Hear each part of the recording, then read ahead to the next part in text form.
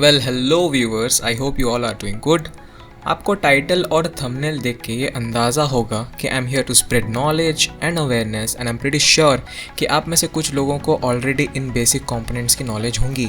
मैं फिर भी सारे डिस्कशंस को स्क्वायर वन से शुरू करना चाहता हूँ, जस्ट बिकॉज आज भी कई सारे ऐसे लोग हैं जिन्हें CPU और CPU कैबिनेट में डिफरेंस ही नहीं मालूम और बेचारे अमेज़ॉन से 5-6 हज़ार की कैबिनेट खरीद लेते हैं ये सोच के कि it's an actual functional PC।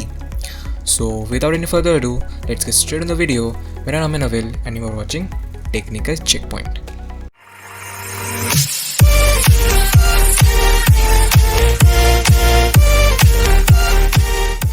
First of all, ये CPU नहीं है, ये बस एक कैबिनेट है।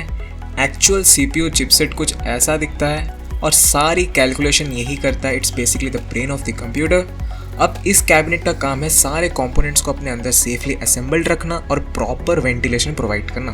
अब बात कर लेते हैं कंपोनेंट्स के बारे में। तो देखो यार, एक सिस्टम बिल्ड करने के लिए आपको पहले तो एक CPU चिपसेट चूज़ करना पड़ेगा और मार्केट पे बस दो ही ट्रस्टेबल कंपनी है जो CPU बनाती हैं।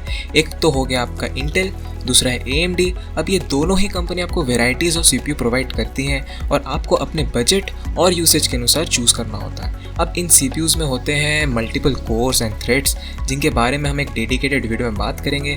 फिलहाल के लिए आगे बढ़ते हैं अपने दूसरे कंपोनेंट जो कि है मदरबोर्ड।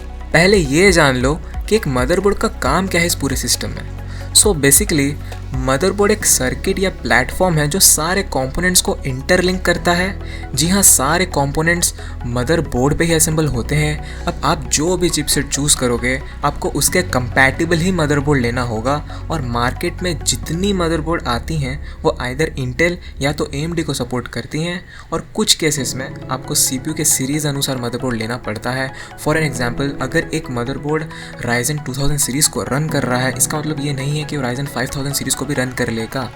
आपको 5000 सीरीज के लिए उसके कंपैटिबल मदरबोर्ड लेने होंगे। अब बात कर लेते हैं लिस्ट की थर्ड कंपोनेंट के बारे में जो कि है रैम।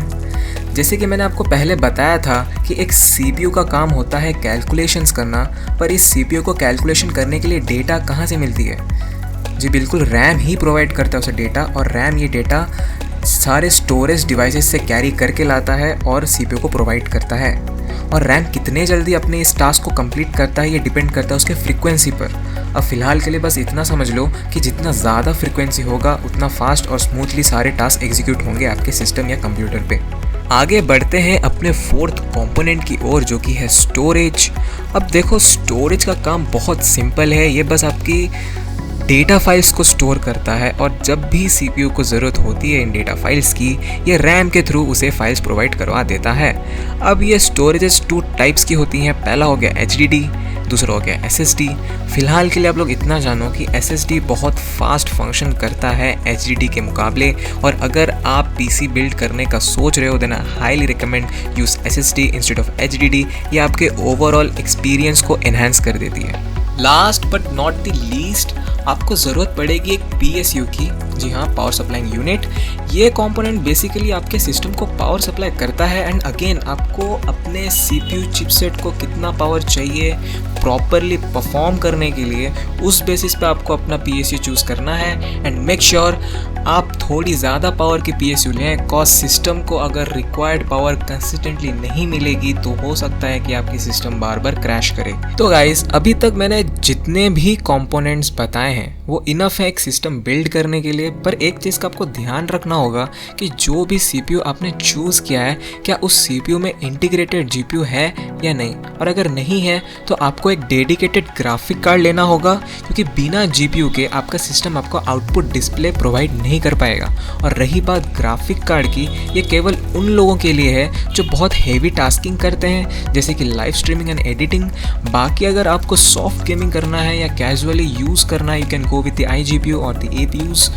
सो गाइज, आज के लिए बस इतना ही। And I know some people might be confused between the RAM frequencies, iGPUs, APUs, cores, threads and all, but आपको टेंशन लेने की कोई ज़रूरत नहीं है। मैं सारी कंपोनेंट्स के बारे में डेडिकेटेड वीडियोस बनाऊंगा इन फ्यूचर। ये मेरी पहली वीडियो है और मैं इसको लेंथी नहीं करना चाहता हूँ। So this is it. ये थे सारे बेसिक कंपोनेंट्स एक सिस्टम के, एंड आई होप ये मेरी वीडियो आपको पसंद आई, और अगर आई है तो please hit the like and subscribe button and stay tune to this channel. So मिलते हैं आपसे नेक्स्ट वीडियो में, तब तक के लिए बाय बाय।